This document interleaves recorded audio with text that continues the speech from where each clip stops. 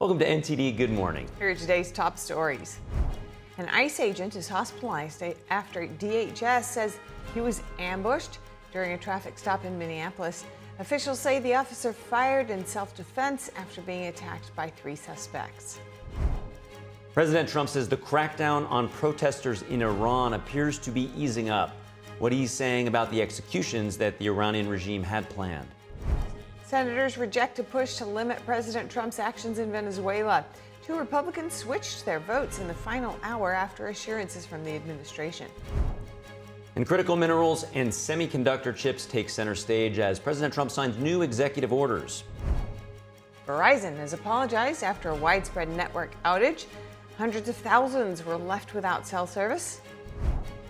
And how to stay the distance with your audacious goals, a health coach and nutritionist joins us here in studio to set you up for success, whether your goal started on the 1st of this month or decades ago.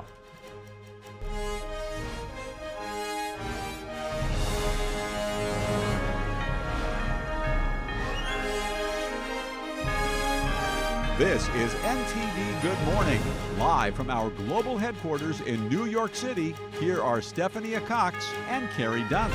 Good morning. Thanks for joining us. Today's Thursday, January 15th. You're watching NTD Good Morning. And our top story this morning, a violent exchange last night between an ICE agent and an illegal immigrant in Minneapolis. Homeland Security says the man ambushed the agent, and then the agent in turn shot the person in the leg. Here's what we know so far. An ICE agent is in the hospital after the Department of Homeland Security said he was ambushed by an illegal immigrant in Minneapolis. According to DHS, agents were conducting a traffic stop when the man, a Venezuelan national, fled the scene in his vehicle and crashed into a parked car. He then took off running. An officer caught up with the man when DHS says he and 2 other people began attacking the officer, using a shovel and a broom handle. In a statement on X, DHS said, fearing for his life and safety as he was being ambushed by 3 individuals, the officer fired a defensive shot to defend his life. Officials say that a bullet struck the man in the leg, and both he and the ICE officer were hospitalized. DHS says the 2 other assailants scrambled back into an apartment, but are now in custody. In a late-night news conference Wednesday, Minneapolis Police Chief Brian O'Hara confirmed the shooting. He also said crowds had gathered near the scene and were attacking police officers. The crowd is engaging in unlawful acts. They have thrown fireworks at police officers, and at multiple times, gas has been deployed. This is already a very tense situation, and we do not need this to escalate any further. O'Hara also confirmed no one else was shot. At the same news conference, Minneapolis Mayor Jacob Frey urged protesters to stay nonviolent. He blamed the Trump administration for escalating the situation by surging ICE into Minneapolis. For those that have peacefully protested, I applaud you. For those that are taking the bait, you are not helping, and you are not helping the undocumented immigrants in our city. Minnesota Governor Tim Walz echoed the same sentiment, and he said ICE's actions are no longer about immigration enforcement, but in his words, a campaign of organized brutality against the people of Minnesota. In a post on X, Deputy Attorney General Todd Blanche defended federal agents, saying ICE operates in thousands of communities without incident, with men and women carrying out their duties to protect the public from criminal aliens, and he blamed the violence on rhetoric from Minnesota officials. Acting ICE Director Todd Lyons told Fox News this week that Minnesota's sanctuary policies are what's driving the surge in federal agents. DHS, meanwhile, has been touting what it's calling Operation Metro Surge as a success. In a press release yesterday, the department said it had arrested the worst of the worst criminal illegal immigrants from Minnesota neighborhoods, including violent assailants, domestic abusers, and drug traffickers. It said it did so despite a lack of cooperation from Minnesota officials. According to DHS, Governor Walz and Mayor Frey have been responsible for releasing nearly 470 criminal illegal immigrants onto Minnesota streets in less than a year. It called on the 2 leaders Wednesday to honor ICE arrest detainers of more than 1,300 immigrants in the state's custody. More fraud allegations in Minnesota. Independent journalist Nick Shirley has released a new investigation alleging millions of dollars in Minnesota taxpayer money were improperly paid. And so why would there be such a need for all these transportation companies here inside of Minnesota? So if you think of this transportation as the hub of the wheel, so child care is a spoke, adult daycare is a spoke, autism is a spoke. How are you? We're looking for the transportation company. safari transportation? Looking for safari transportation? No, there's no safari transportation here. Check it out. We're here. This is 607. Where's safari transportation? Okay, it's no safari, period. Okay, so it's a fraudulent business. Did you see? Now we're in 617, Dreamline Transportation. No. Where is the transportation company? No, we don't have this. You ever heard of safari transportation? Safari, I know Safari, that many wiring, 607. The video released yesterday alleges that a transportation firm listed on state rolls collected millions in public funds without clear evidence of real business activity. The video has already gathered more than 3.6 million views on X. The White House commented, saying the videos from Nick Shirley have shed tremendous light on the situation happening in Minnesota. It says the Department of Justice will continue to lead the effort to identify and prosecute fraud. Trump called the fraud allegations in Minnesota a giant Democrat scam with what he described as protection from what he called the fake news media. The Trump administration is cracking down on what it says is major Medicaid fraud going on across the country. Now, CMS Administrator Dr. Mehmet Oz is saying the scale of misuse is far greater than they had previously thought. In a post on X, Dr. Oz said yesterday the Centers for Medicaid and Medicare and Medicaid Services uncovered over $1.8 billion of unlawful spending across 8 states. Dr. Oz said using federal Medicaid funds for non-emergency care for illegal immigrants violates federal law. The administrator said if states use their own money to do it, there needs to be a clear paper trail proving that federal dollars didn't fund those services. He called California the worst offender, saying CMS is now withholding $300 million from the state. Governor Newsom's office did not immediately return a request for comment about the withheld funding. Dr. Oz said investigations into Medicaid misuse will continue. He was in Minnesota yesterday, along with Deputy Secretary of Health Jim O'Neill, as part of a fraud fact-finding mission. The state faces losing up to $2 billion in federal funding unless it can meet CMS demands to address the fraud. The U.S. is pausing all visa processing for 75 countries, including Somalia, Russia, Nigeria, and Thailand. The State Department said the freeze will remain active until the U.S. can, quote, ensure that new immigrants will not extract wealth from the American people. In the meantime, the department will reassess its screening and vetting procedures.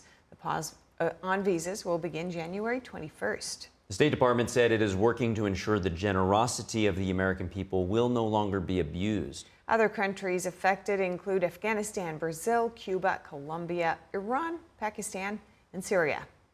The change comes amid nationwide attention on alleged welfare fraud in Minnesota. Many of those accused are immigrants that originate from Somalia.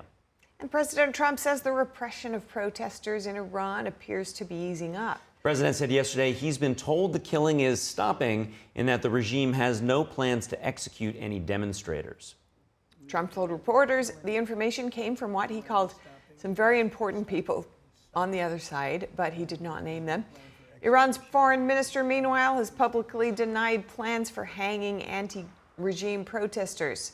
However, Trump still says the U.S. will watch and see what happens, saying he's been told on good authority and he hopes it's true. Iran today reopened its airspace after 5 hours amid speculation that there would be possible U.S. military action. The Iranian government did not give any explanation for closing its airspace in the first place, but that came shortly after President Trump's comments hinting that possible U.S. strikes could come to Iran if Iran were to execute any protesters. NTD's Washington correspondent Maria Corina brings us more on that. There's a slight posture shift, if momentary, from the president, who's been escalating his threats against the Iranian regime over the past few weeks. The president has been saying that U.S. help is on the way, at one point even saying that the U.S. is locked and loaded and ready to go, urging protesters to keep protesting. But President Trump says that he now has it on good authority that the killings have stopped. Take a look. We have been informed by very important sources on the other side, and they've said the killing has stopped and the executions won't take place. There was supposed to be a lot of executions today, and that the executions won't take place, and we're going to find out. This comes a day after President Trump warned of very strong action in response to reports of the regime hanging those detained during the protests. He says he's watching Iran as the Pentagon withdraws some troops from a key base in Qatar, echoing a move taken before U.S. strikes on Iran's nuclear facilities back in June. Meanwhile, President Trump calling anything less than Greenland in the hands of the U.S. unacceptable, citing national security.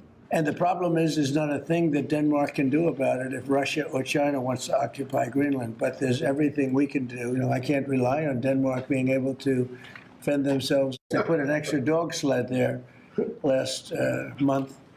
They added a second dog sled. That's not going to do the trick. This comes as Vice President J.D. Vance and Secretary of State Marco Rubio meet with the foreign ministers of Denmark and Greenland. And we therefore still have a fundamental disagreement, but we also agree to disagree.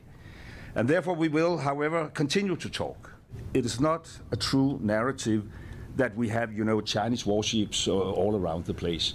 According to our intelligence, we haven't had a Chinese warship in Greenland for a decade or so. While top Danish officials say there are no Chinese ships near Greenland, major Chinese Communist Party media outlets echo these denials, alleging the U.S. is acting out of self-interest rather than national security. President Trump draws attention to a Danish intelligence report released last month that starkly warns about China's military goals in the Arctic. If you take a look outside of Greenland right now, there are Russian destroyers, there are Chinese destroyers and bigger. Meanwhile, President Trump's announcing that what he calls a, quote, very bad leaker on Venezuela operations, a Pentagon contractor, is now in jail. This is coming as President Trump gives a readout of a call that he had with the interim president of Venezuela, Delcy Rodriguez. He says that the two talked oil, minerals, trade, and, of course, national security. And he's now touting the renewed relationship between Venezuela and the U.S. Thank you, Marie. Over 12,000 protesters have been killed in Iran in recent protests. That's according to London-based opposition group Iran International. President Trump has said his administration would take a wait-and-see approach on possible military strikes. NTD's Daniel Monahan spoke with the Persian Epoch Times to get an inside view as videos of regime violence emerge on social media. NTD has not independently confirmed the content in the video, and a warning to viewers that some may find the following content disturbing. Persian Epoch Times reporter Masih Ariani says the mood on the streets is tense. Our witnesses reported that the atmosphere is actually very security heavy and also very intense.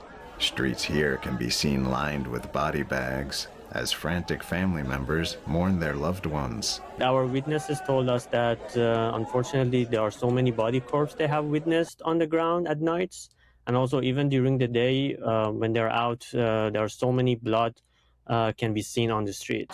Here, families collect bodies of protesters killed by security forces chanting death to Supreme Leader Ali Khamenei. So they actually shoot to kill, and it's not that, and their goal is not to just stop the protest or scatter people. They actually aiming to kill people.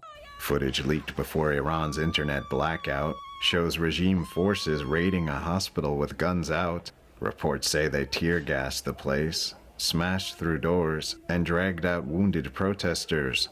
Staff and patients were allegedly beaten with batons. It's been over 7 days with no internet. Starlink is activated, so whoever has the equipment can use it. But there are some reports that saying that the Chinese Communist Party of China is actually assisting Iran's regime to jam the Starlink signal communication so that people cannot use it.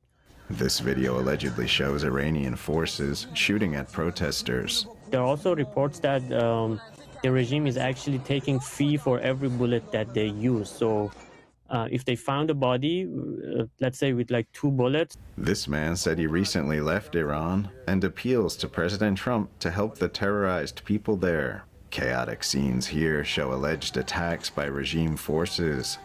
This video shows blood on the streets of Tehran. A chilling voice from inside Iran details the massacre. ایران چه اتفاقی داره میفته هزار نفر آدم کشته شدن دوستا رفیقا تمام عزیزان ما کشته شدن تو ایران فقط صدای ما باشید بهتره صدای ما دنیا بشنوه اگر توی چند روز آینده اتفاقی نیفته همه ایران قتل عام میشه. Another voice inside Iran talks of 3,000 bodies piled up in a warehouse and kids as young as 12 shot to death.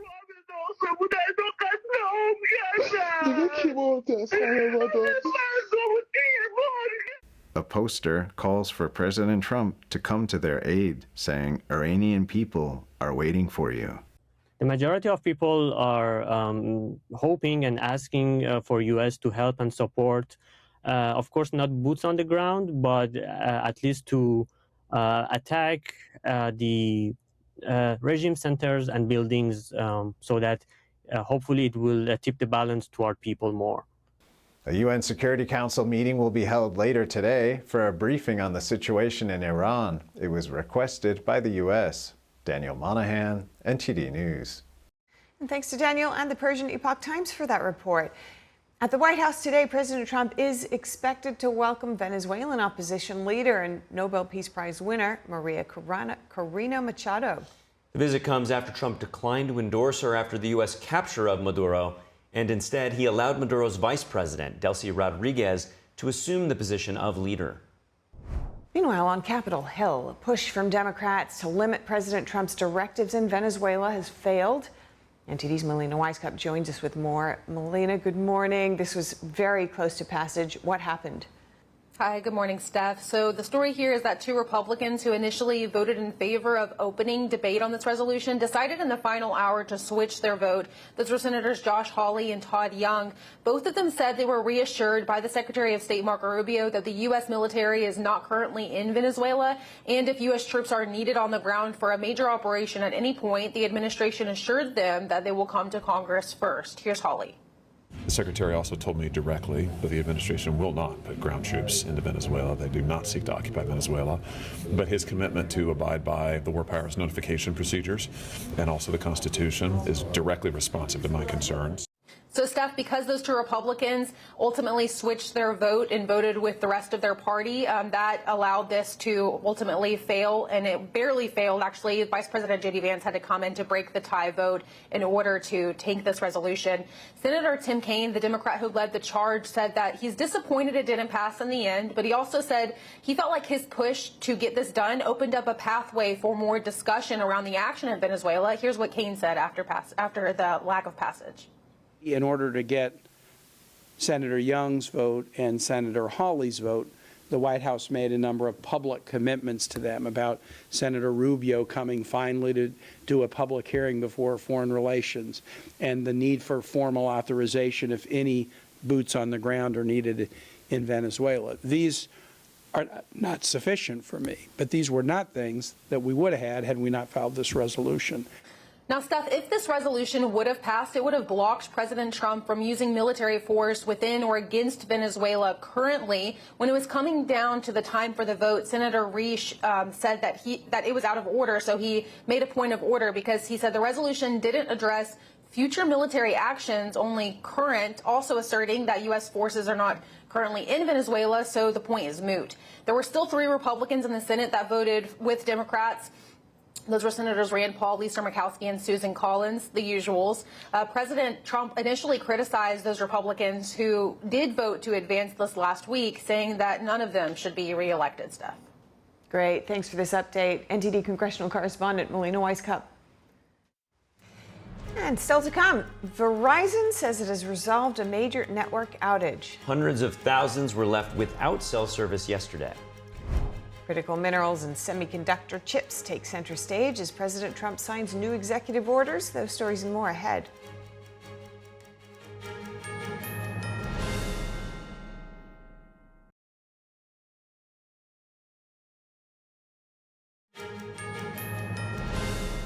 Welcome back to NTD Good Morning. Verizon says it resolved a widespread outage that left customers across the country without cell service. That's right. A network outage affected hundreds of thousands of Verizon wireless customers for much of the day yesterday. Verizon acknowledged the issue in a social media post earlier in the day. It said some of its wireless services were down, leaving many customers without access to voice and data services. Reports of interrupted service came in from major cities, including New York and Dallas. Down Detector, which reports on service outages, said it received more than 2 million reports related to the Verizon service disruption. Late last night, Verizon said the hours-long outage had been resolved. The cause not revealed. Verizon, in a statement, apologized, and it let its customers down. The company added it plans to give customers account credits, and those details should be coming soon. And U.S. children could soon drink whole milk at school for the first time in nearly 15 years. That's right. President Trump yesterday, he signed a law allowing the beverage to be served alongside low-fat and fat-free alternatives. As it currently stands, schools participating in the National School Lunch Program are only able to offer students low or non-fat milk options. That was changed during the Obama administration, and a lot of people disagreed with it at the time. With this legislation, schools will finally be able to expand their offerings to include nutritious whole milk. It's actually a legal definition, whole milk. And it's whole with a W for those of you that have a problem. Most of the media will get that.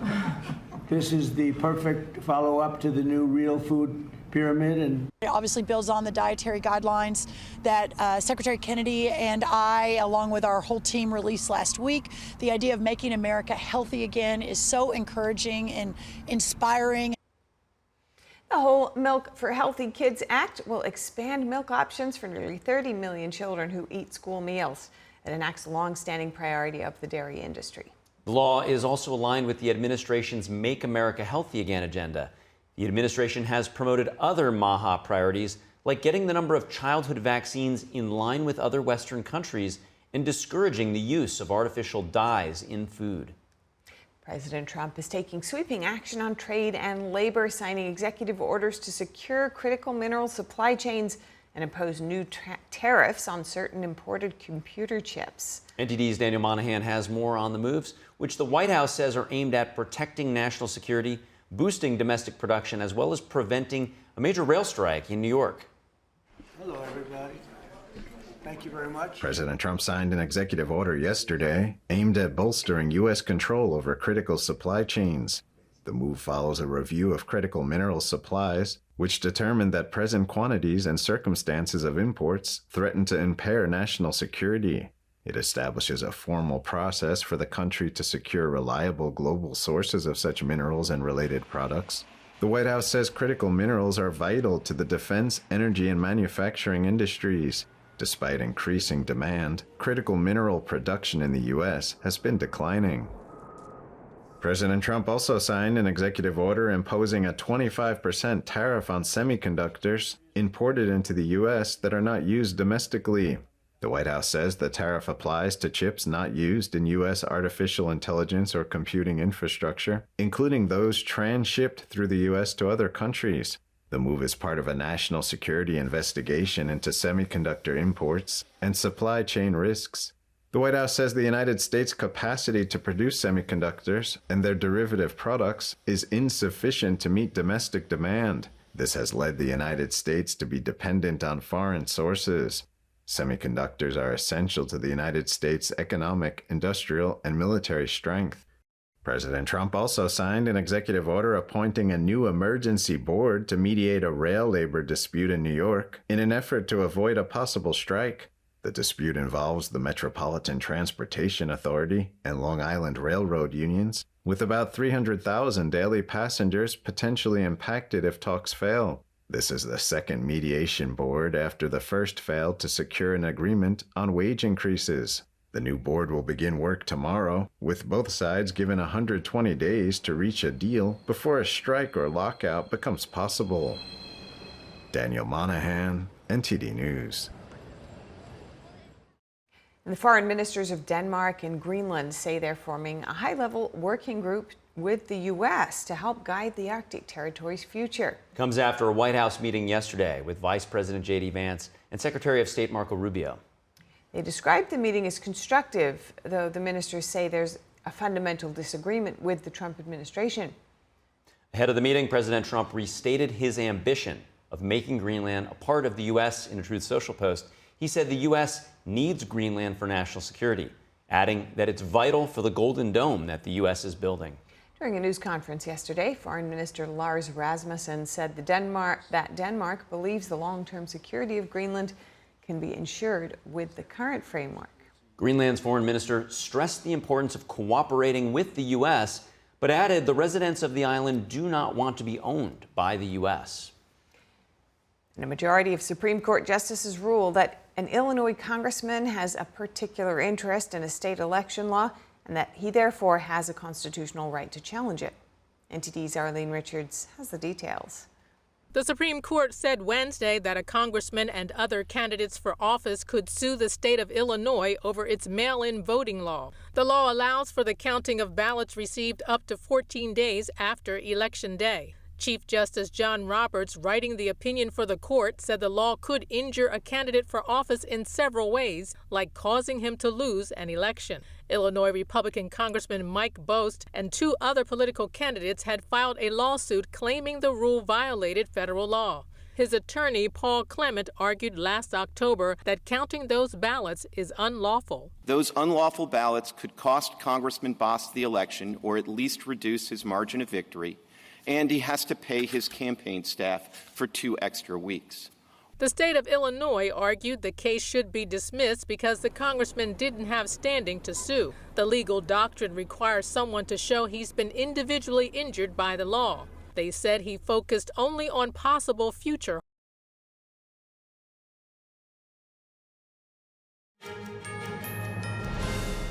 Welcome back to NTD Good Morning. I'm Carrie Dunst. If you're just joining us now, here are some of today's top headlines. A violent encounter involving an ICE agent in Minneapolis is under investigation. Homeland Security says an illegal immigrant ambushed an ICE officer, leading the officer to shoot him in the leg in self-defense. Both men are hospitalized. Minnesota officials are calling for protesters not to engage in violence. And a push from Democrats on Capitol Hill to limit President Trump's directives in Venezuela has failed after 2 Republicans decided to switch their vote in the final hour. The resolution would have blocked Trump from using military force within or against Venezuela. Now, this comes as Venezuela's opposition leader, Maria Corina Machado, is expected to visit the White House this afternoon. And President Trump has signed a series of executive orders. They're targeting trade and labor. The president moved to secure critical mineral supply chains and impose a 25% tariff on certain imported computer chips. The White House says the actions aim to protect national security, boost domestic production, as well as prevent a potential rail strike in New York. And President Trump says Iran's repression of protesters may be easing. He told reporters that he has it on good authority that the government has no plans to execute demonstrators. Iran's foreign minister has also denied any plans for hangings. Trump says the U.S. will watch and see as Iran briefly shut down, then reopened its airspace amid their own concerns over possible U.S. military action. Those are this morning's top headlines. With that, Steph, over to you. Thank you, Carrie. And director and Emmy Award-winning actor Timothy Bushfiled made his first court appearance in New Mexico yesterday. Bushfiled had previously been charged with alleged criminal sexual contact of a minor and child abuse. Bushfiled did not enter a plea in the brief hearing, and the judge said he will remain behind bars until his next court appearance. The allegations against the 68-year-old were made by 2 children on the set of the TV series The Cleaning Lady. Police began investigating in 2024 after the allegations were reported by hospital staff. Next, 4 astronauts on a SpaceX Crew Dragon capsule in outer space are back on Earth. That's right. The crew, 2 American astronauts, 1 Japanese and 1 Russian cosmonaut, they splashed down into the Pacific Ocean just yesterday. They were originally scheduled to stay at the International Space Station until mid-February. NASA made the decision to bring them home last week after it announced it was canceling a planned spacewalk due to a medical issue. The astronauts departed from the space station and re-entered the Earth's atmosphere after a 10-hour journey. Officials at NASA didn't say what the medical concern was or which astronaut was affected. And for many families, even those with good health insurance, medical bills can be costly and confusing. For helpful tips and tricks, I spoke with Lawrence Sprung. He's the founder of Midland Financial and the author of Financial Planning Made Personal. I asked him what his advice is for tackling medical bills. Lawrence, great to see you. You're advising your clients to treat a medical or a dental bill more like a first draft than set in stone. Why is that? Yeah, because many times they're wrong or inaccurate and you're being overcharged, and maybe insurance should have come in and paid part of it. So use it as a first draft. Make sure you're checking it against what you're getting from the insurance company, that they match up, and take your time in paying them. Pay them on time. Don't pay them late necessarily, but make sure that they're right before you make that payment. And Lawrence, why is it important to have a fully itemized bill when you get one of these bills from, either the insurance company or the healthcare provider? Yeah, I think the important thing is you want to have the details to help you look for duplicates, wrong days, or for even charges you didn't receive. So, you want to make sure that if you're getting billed properly. And many times, because this is a coding game for the health insurer or health insurer and your provider, sometimes things get miscoded and you want to make sure that they're right on the final bill. Yeah, I think that many people have experienced the frustration you're describing. I read one yesterday where someone was dealing with a challenging health prognosis, and they felt like they were fighting two battles, one with the insurance company and then a second one for their actual survival and health. One frequent point of confusion in all this is that you do get two statements from your insurance provider and from the medical provider. So what tips do you have along these lines? Yeah, I will tell you this personally. Growing up, I talk very openly about my mom's battle with cancer. She died at a very early age, at the age of 47. And I remember I was a kid back then. And I remember my dad, half his time was spent at work and a lot of his time was fighting the insurance company. So you want to look for things, if you can do this on your own, great. And sometimes you have no other choice. But look at your employer and any benefits that you might have. For example, through our benefit package at our firm, we have a thing called Health Advocate. So you can send them the bills, they'll review them, and if something's out of whack, they will contact the provider and basically lobby on your behalf. They like you to reach out the first time on your own, but ultimately, if you need a third party to step in, they're there for you. So there are a lot of employers that offer benefits like this. So hopefully, if your employer has it, take advantage of it, because many times it's unknown. And it could save you a lot of time and headache. It saved me and my family quite a bit of headache with regards to getting certain medications approved that were denied, procedures, etc. And they take the lead on that. Unfortunately, if you don't have those kind of services, then it's going to be up to you. But you can be your own voice, and it's okay to question the charges and the details on the bills, especially if there's a mismatch. Now, these prices often feel exorbitantly high and somewhat arbitrary as well. Is there anything that you can do when you get sticker shock when you receive one of those bills in the mail? Ask for a discount. It's okay, especially if you're going to pay it in full. My family, we've had hospital bills where it was our responsibility. Insurance wasn't going to be stepping in. And I literally called the hospital when I got the bill and I said, hey, if I pay this today, is there any kind of full payment or early pay discount? And I've gotten anywhere between 30 to 50% off the bill as a result of that. Just recently, also, I will share with you, my son needed a piece of medical equipment. They sent us a bill. It was $1,500. I don't believe the piece of medical equipment was anywhere near that cost. We questioned it, and ultimately the insurance company came back to us and said, well, does your son, who's 19, so he's an adult, does he have any income? And we're like, not really, because he's actually playing junior hockey right now. So they asked us to fill out a form about his financial well-being, and ultimately they ended up waiving the bill as a result, saying he didn't have the financial ability to make the payment. So ask questions, ask for a discount before you pay that final bill. Well, hopefully in the future, our healthcare system will become a lot simpler and more effective. But until then, these tips are gold. We appreciate you sharing them with us, Larry. Thank you. And up ahead, how to stay the distance with your audacious goals. That's what we'll be talking about with certified health coach Danielle Pashko after this break. Stay with us.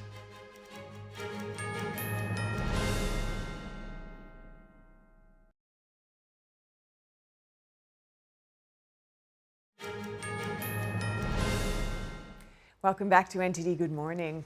Many people can't seem to make their New Year's resolutions last. Don't worry, we're still in January, so there's time. But what if the problem was not a lack of discipline, but rather all about managing your energy? Now, I've been pondering this very point recently, and I bet some of you out there have too. So we're very lucky to be joined in studio today by a guest who's going to help us with that. That's right. Functional nutritionist and certified health coach Danielle Pashko, who has more than 2 decades working alongside top physicians developing nutritional programs, and helping people improve their health through detoxification, functional nutrition, and mind-body practices. Great to have you with us this morning. Thanks for coming in so early. Thank you so much for having me here. I'm thrilled. Yeah, and I really am looking forward to getting into this. Let's start with what people can do right up front to overcome this and get good energy to start with, and maybe some of the roadblocks along the way. Yeah, I think a lot of people have these really lofty goals that they want to do, but they don't have the energetic capacity. It's not a lack of willpower. So they really need to start building that up. And there are things that you can do. And just for example, a simple thing in the morning, like going outside first thing in the morning, getting sunlight in your eyes. Now, I happen to have a dog, so for me, that's very easy to do. But just doing that starts to reset your circadian rhythms. It helps to also improve your basal metabolic rate. So you're starting to feel better immediately. Other things you can do, gentle stretching, listening to music to get you in a better state, really good hydration. I mean, there's definitely a lot of practices that you just really need to get that energy going. And Danielle, it seems like there's this dichotomy, right? You're trying to boost your energy, but then you're also trying to like be calm and not overreact in moments. So how do you address those two extremes? Well, we're hearing a lot now about the sympathetic and parasympathetic nervous system were terms that we just weren't really familiar with. And really most of us, unfortunately, because of the stress of the world, we're in that sympathetic state, the fight or flight. And we want to get more into the parasympathetic, which is the more relaxation mode. So while workouts and heavy workouts are good for you, they're good cardiovascularly, it also is good to do workouts that really help to build up your life force and bring you back into that parasympathetic mode. And just because something is a little softer does not mean that it doesn't strengthen you. And once you start to build up your reserves through practices like Tai Chi and Qigong, which personally I feel very connected to, those give you the energy to be able to have better brain capacity, to be more productive, to make more mindful decisions with your eating, to be able to just have that energy that doesn't fall flat. Whereas if you say, I'm going to work out every day for an hour, I'm going to do this diet, it's very hard to maintain if your energy is not grounded and you're not in that right mindset, right? I love that. And for people who may be more sensitive, they can feel it when they're getting the benefits initially. But for many of us, even with as with a gym workout, you may not tell initially whether it's having an impact on you, which makes it a bit harder to continue. How long does it take to see results with something gentle like this? Sometimes even just doing one session, you can walk out of a practice and really just feel more grounded. And that's something that we really want to do, to feel in our bodies. Many people, they're disconnected from their bodies, right? So using movement and breath and even sound, this also activates the vagus nerve, which helps to put us in this parasympathetic response. So these are really good practices to do to build up our energy reserve. And Danielle, one of your books talks about mistakes nutritionally that even healthy people make, which can make a very big difference. Can you explore some of those? Well, yeah, I think people look at food in terms of macros or calories, carbohydrates, fat. Will this make me gain weight? Will this make me skinny? But they're not really looking at food or herbs even in terms of the energetic imprint. Like, how will this make me feel? Will I feel more alert after I have this? Will I have more energy? Will I feel lighter? How's my brain going to feel? Will I be clear? It's not just about having nutrition for a certain aesthetic. It's really about what do we feel like? And the same thing goes for herbs. You know, a lot of people take supplements because they're in trend. And you want to, in my opinion, I'm very much about energy. So I like things that are cultivated in nature, whether it's, doing these ancient practices like Tai Chi and Qigong, or even having foods that have a higher vibration that are from nature, from farmers markets, health food stores, fresh. Even herbs really help to balance you. In particular, Ayurvedic herbs I tend to love, things like ashwagandha, which is really good for the nervous system. It really helps to regulate us. And there's even a new technology right now called quantum Ayurveda. It's pioneered by a company called Greenspace Herbs. And Ayurvedic herbs like ashwagandha, they are actually energetically tuned to be more bioavailable to our bodies. So we want that energetic imprint in everything that we do, because that's going to raise our vibration and then give us that motivation to do things that maybe we just didn't have the focus to do. Not lack of willpower, it's that lack of energy. So that's what we're trying to help people to get. And what I'm seeing here is, rather than a different goal, and what you're having is instead of having roadblocks that you need to overcome along the way to get to the goal, it's a whole other route almost. Like the softer way is designed, roadblocks are designed out of it. Is that how you would see it? Yes.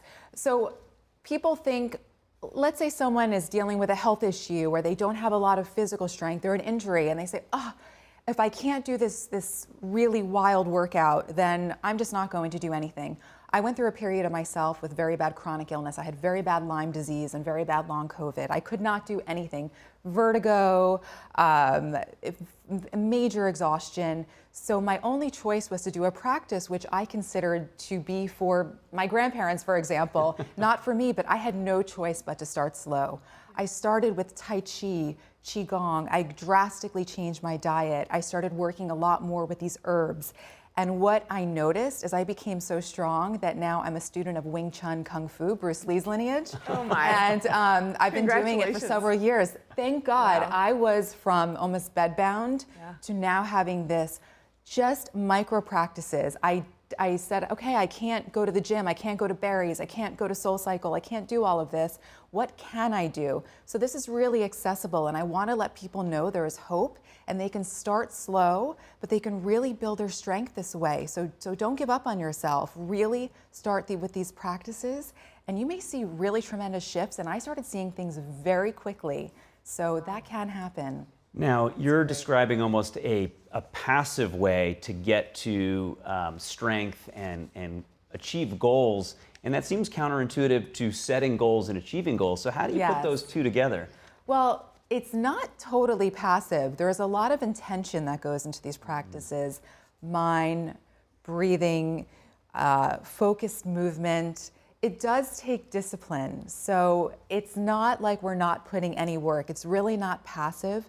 It's just so intentional, but without force. So that's really the way I like to work with things. And even with many women of a certain age where they've experienced a lot of burnout, they feel like this more no pain, no gain. Let's cold plunge. Let's spend 2 hours working out. Let's fast all day, have a giant coffee. And that, no. That's not what you want to do. You really want to nurture yourself and be kind to yourself. So doing these practices, really focusing on the nutrition, focusing on energy, herbs that can nourish you, that is really more sustainable, and it's going to make you age much better, look younger, your eyes will start to brighten. My vision actually improved. I never expect that one. Oh, wow. Amazing.